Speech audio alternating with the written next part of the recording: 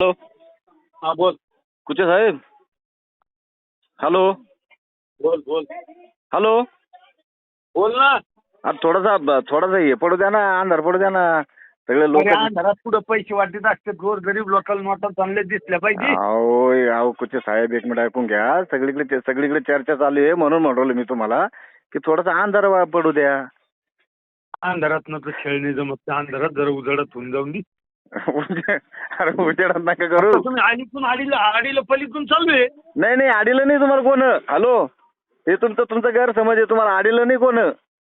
Door to door. आम्हाला आहे ना, तुम्ही 2 दिवस काही म्हणायचं नाही तुम्हाला. तुम्ही काय शाद्या आमच्या बॉडी प्लाटला शाद्याला या, तुम्हाला माहित झालं बॉडी प्लाटला शाद्याला मध्ये जाऊन द्या. कोण. नाही शिव्या नाही दिल्या. मीच त्याला बाजूला केलं पोरायला.